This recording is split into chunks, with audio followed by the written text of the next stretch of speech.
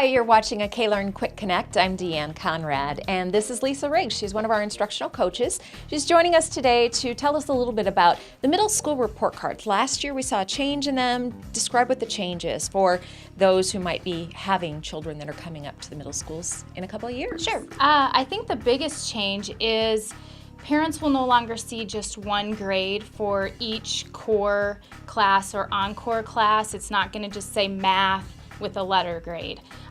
We've decided to take those and break them down by learning topics so that the information that parents get tells them a little bit more about where their student is academically. So, for example, if we were talking about math, there wouldn't be just a math score, first quarter, second quarter, third, and fourth. Right. So it's going to take, and it might say something like fractions and decimals, and the student would have a grade for that particular learning topic, or something with algebra. In English language arts, it may say reading comprehension or writing, something with writing, so that it narrows down what the student actually can and can't do, and it gives us a target and a place to start to help that student. How are teachers using that information then once they have it? Sure. They will take that information, and that's how they start to devise their lessons. So if they have a group of students that are really struggling with fractions and decimals, they'll now see that a little quicker than we would have had we just been putting in their assignments and getting that one overall grade. And then averaging out the grades and not really knowing where the trouble spot might be. Exactly.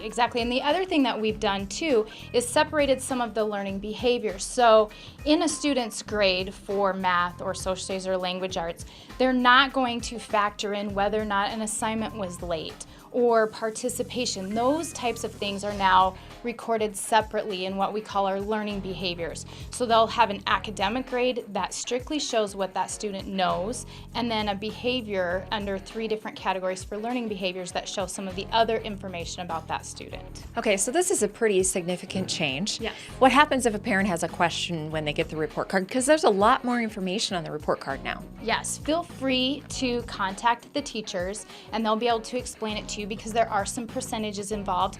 Infinite Campus, if they log into Infinite Campus, they can also see a breakdown of what those percentages are, what assessments were used for each learning topic, and that would give them even more information. And Infinite Campus now has an easier way for parents to access grades for students. Yeah, Infinite Campus actually has an app for Apple iPads. I think there's even a Google one and an Android one as well.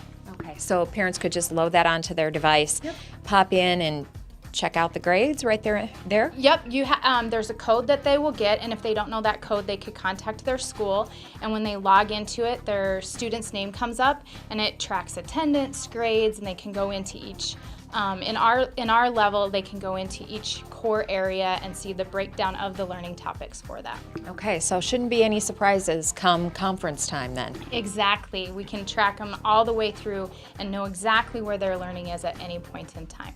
Awesome. Thanks for joining us, Lisa. And thank you for joining us on K-Learn Quick Connect.